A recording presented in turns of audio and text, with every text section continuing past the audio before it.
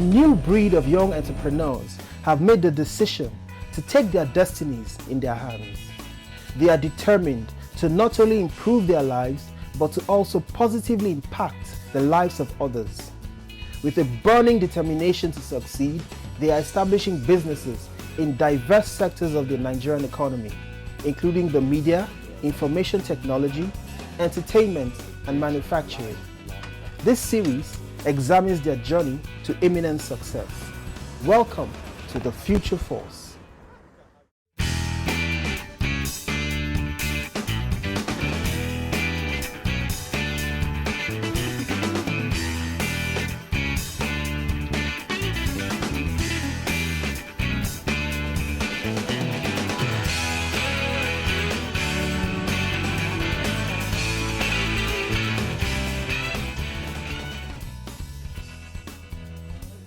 Gwen Eze is the Managing Director and CEO of Sherry Zephyr Clinic and Spa.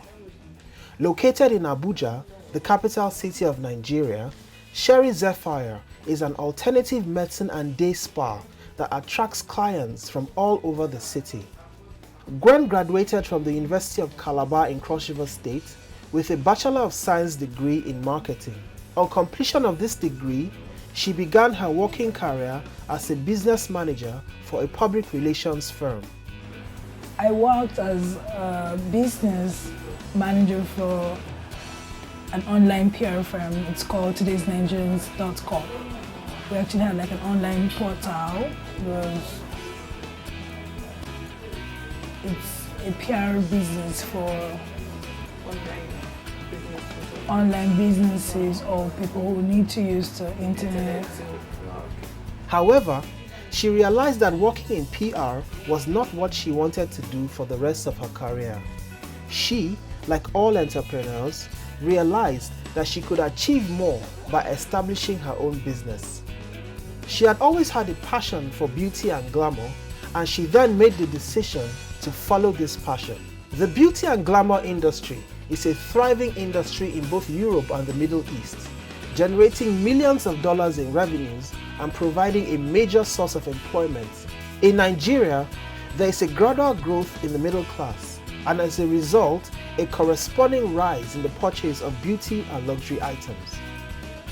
This has led to the emergence of a growing spa business in the country.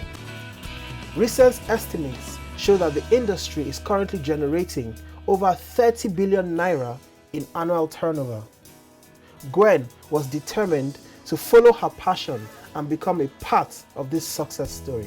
She quit her PR job and established Sherry Zephyr Clinic and Spa, an alternative medicine and day spa. The spa is equipped to provide clients with many of the treatments that can be found in any modern spa anywhere in the world, from massages to more advanced services such as acupuncture treatments. It's always been a lifelong dream to own a spa. I've had a few influences from people I grew up with that had been in this kind of business before, and also knowing it's a multi-billion naira business in the Middle East, in Asia, and in America. I thought it was going to be a good thing to delve into. Then the fact that I'm actually passionate about good skin, beauty, glamour, I thought it was something I should do. So it's an alternative medicine clinic and a day spa. So we do facials. We actually do like the oxygen infusions, that is inserting or infusing serum with the oxygen machine. We have the intraceutical machine that's well known world over for oxygen treatments and infusions. Then we also do chemical peels, we also do collagen treatments, we also do we do massages to Swedish massage, so, reflexology, we do relaxing massages, we also do the stone massages, also called the volcano massage. Then we do body scrubs, body polishing, whitening treatments. That's about it. We also offer the acupuncture treatments, yeah.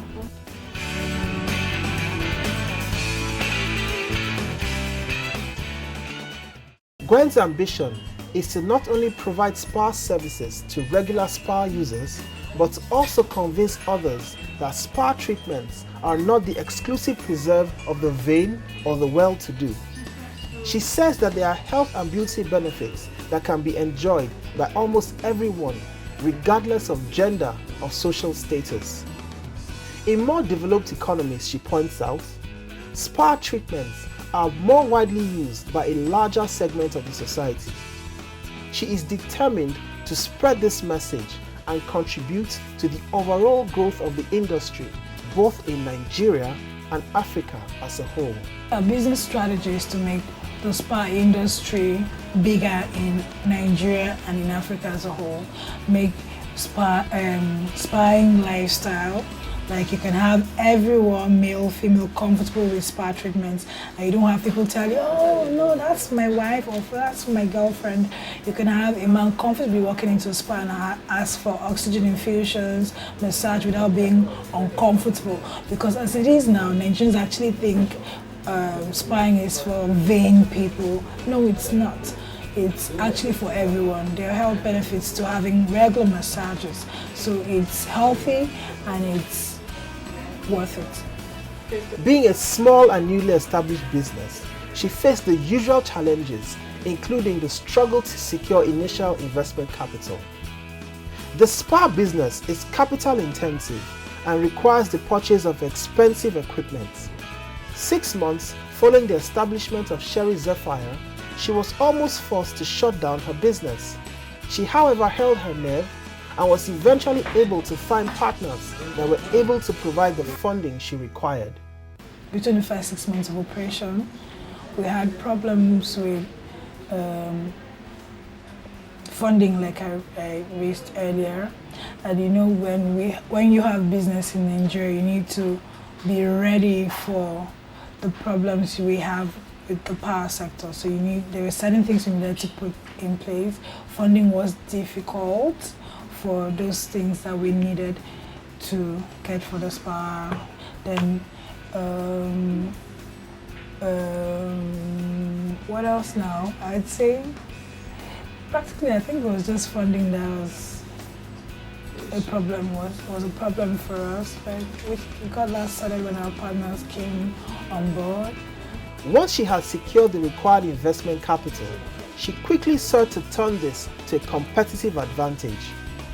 Although the number of service providers in the industry was growing, she was determined to differentiate herself from her competition by acquiring healthcare equipment not readily found in other spas.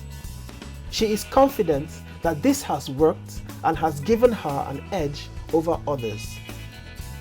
I'd say our first major break was being able to acquire the machines we have, like the oxygen machines from Intraceutical. We're the first spa to own that machine, and getting it was huge for us because it's like the trending spa treatments. So if you needed to have like the edge over other spas, you needed to have the oxygen treatments going on. So getting the oxygen machine, and we also have another machine, the laser, hair removal laser machine. Getting those machines here was huge for us because it was a little bit easy, but for us we're offering treatments that the spas don't have. So, like most businesses in Nigeria, Gwen also faces the challenge of irregular power supply. As a result, a significant portion of her revenue goes towards the purchase and maintenance of generators that provide power to the spa. Our spa hours actually about 10 hours. Then we have to run the generator most of that 10 hours, so it's pretty expensive with that kind of challenge to run this spa. Then people don't expect you to overcharge or overprice spa treatments, so that's our biggest challenge, power. But we've been able to overcome that and put that under somewhat because we have constant generator that's a little bit expensive, but it's fine.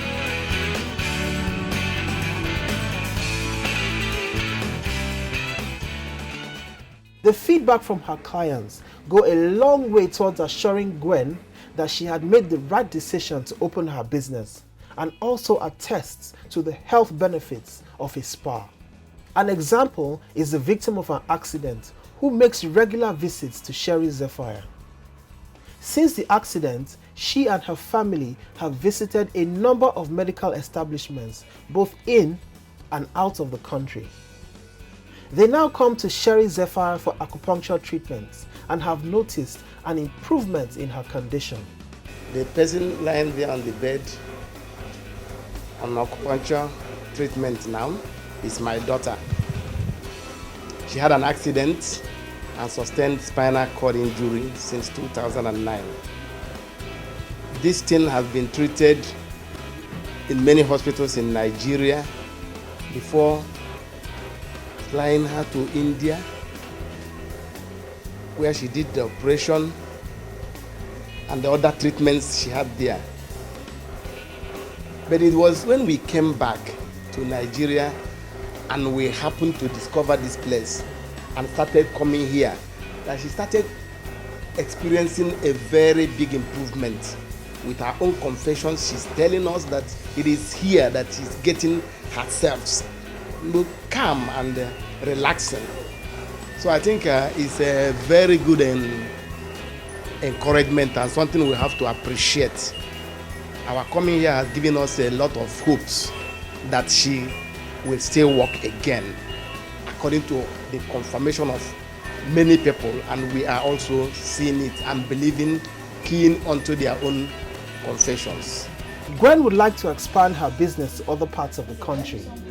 Her strategy is to partner with hospitality providers such as hotels and open Sherry Zephyr outlets within their premises.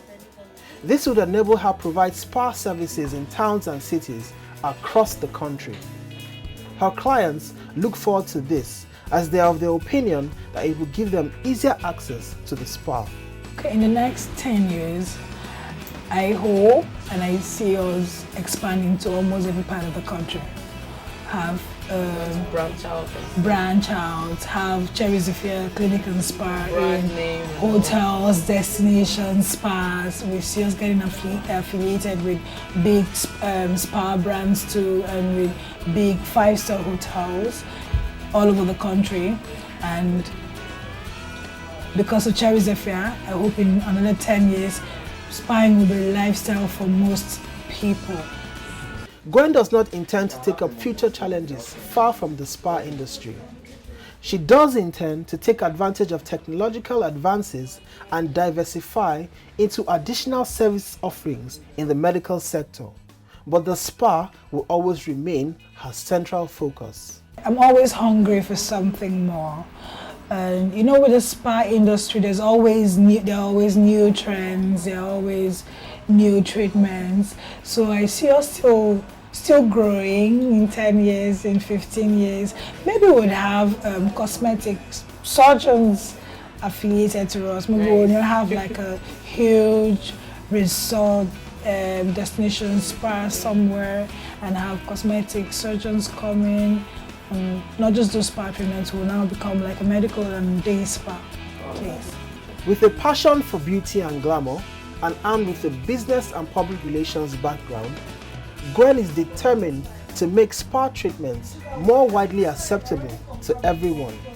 She is also determined to make Sherry Zephyr a major player in the industry. My name is Gwen Eze, MD, Sherry Zephyr Clinic and Spa. I am a future force.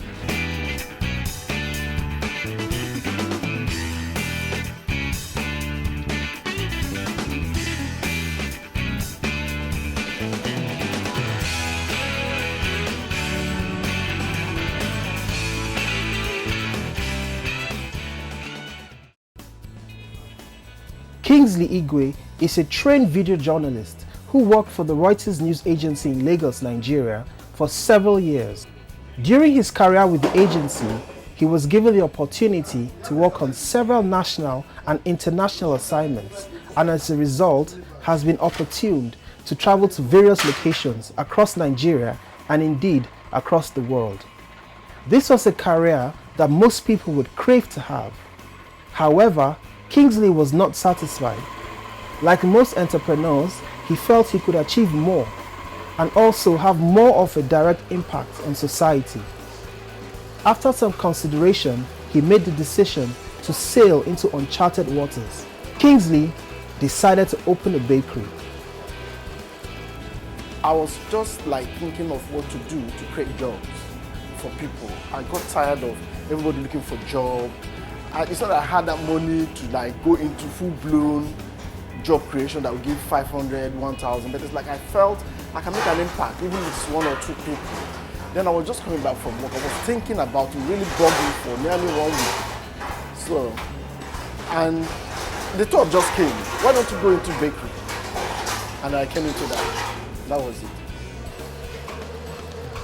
The decision to open a bakery, an industry as far removed from journalism as possible, came with all sorts of challenges.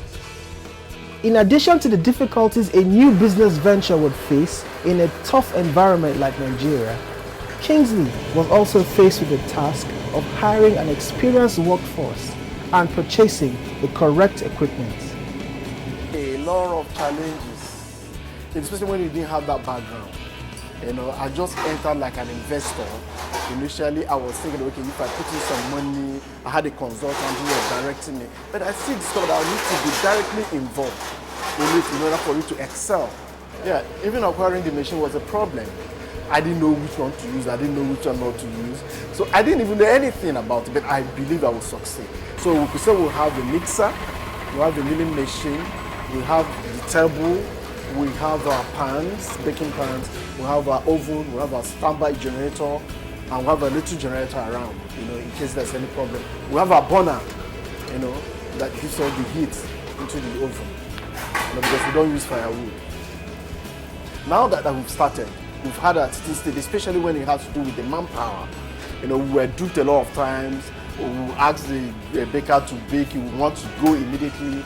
But yeah, we've been trying to get through to that. Even like buying fake products, because like I'm somebody that is so adherent to the dictates of the regulating agency. Whatever NAFDAC says we should do, that's what I do. Even when they will tell you, say, no, guy, we will not make money from this. Why don't you look at it? I said, let's go by it. You know, so it was a problem. Getting those original things as specified by the regulating agency, and the problem of manpower, giving you what you want and as you want it. Because this is the bread I eat, this is the bread my children eat. So I wouldn't want to give anybody poison because I want to make money. The most striking challenge is manpower. And it comes in form of the bakers, the marketer, and even the so-called distributors. The bakery business in Nigeria is fiercely competitive. Many of Kingsley's competitors have a huge head start, decades in some instances. They have developed efficient distribution channels and have large marketing and operating budgets. This is enough to scare away any potential entrants from the sector. But Kingsley has a plan. He is of the opinion that there is a large untapped market and is confident that he has devised a strategy to take advantage of this. His plan will see him provide his services to a particular segment of the market. He refers to this strategy as niche marketing. You see, just like every business, I use the word niche. You must have your focus of what you want to do. Like in my own case, my target is not to produce bread that you see on the table every day or you see by the roadside every day. That's not my target. My interest is to produce bread for schools, especially children in secondary school living in the hostels. So in that case, what I do is I have my proposal, I have the picture of everything I have here in my Photoshop, in my whatever, the new media. I'll take it to the school. Either I'll project it for them to see or I'll print it out and give to them. So they will see it and I'll tell them this is what I want to do. I'll state my ingredients as specified by the regulatory agency. If they agree with it, now they will tell me their own specifications, what they want, how they want it. Now, like one of my clients, they have what they call hot dog bread. They want hot dog bread in form of hot dog, and they have burger in form of burger. So it wasn't what we were thinking when we went to them, but they made us to be producing that specifically for them. So we produce it for them, produce hot dog, produce burger bread for them, and we produce sliced bread. So, you know, based on whoever that you meet, your client, your prospective client, whatever he wants is what you're going to do. And that's my target. If you ask me the stage I am in and who is competing or who I'm competing with, it will be easier. Because I can't say I'm competing with Big Treat, I'm competing with Happy Chef or those, you know, or Butterfield. No, I'm just a new entrant. I'm just a year plus. So amongst all my clientele, I'm not interested in who's competing with it. I have a niche market myself. I have a target of what I want to achieve, and I'm looking towards that. And my target is going to schools, boarding houses, hostels, to supply to them.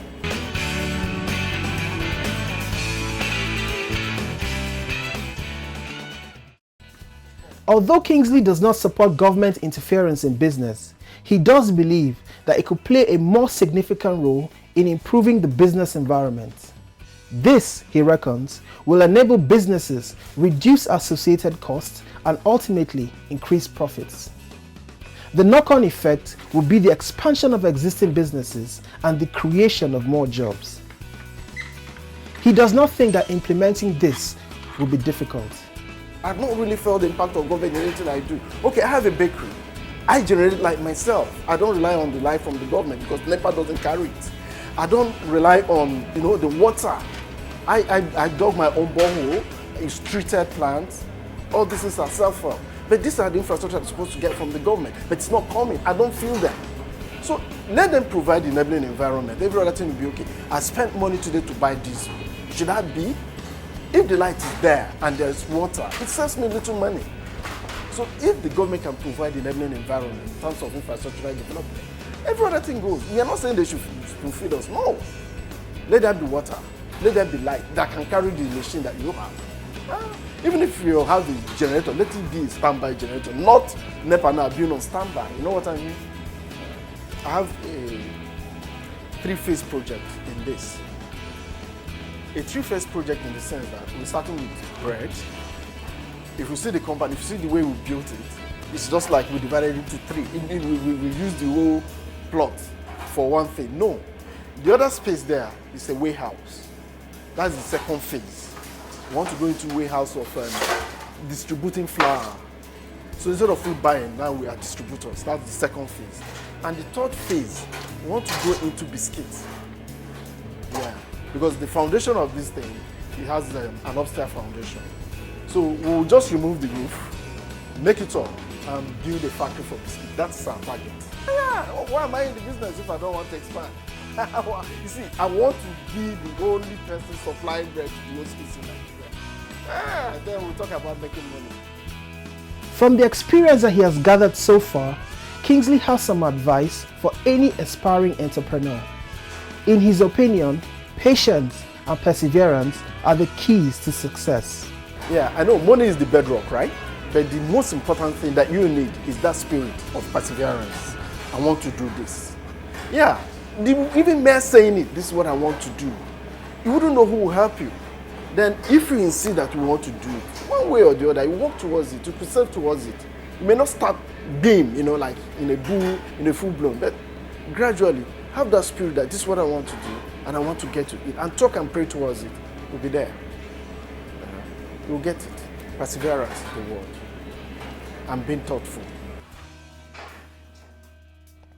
With a burning desire to succeed and a strategy designed to distinguish his business from the competition, Kingsley appears to be on the track to success.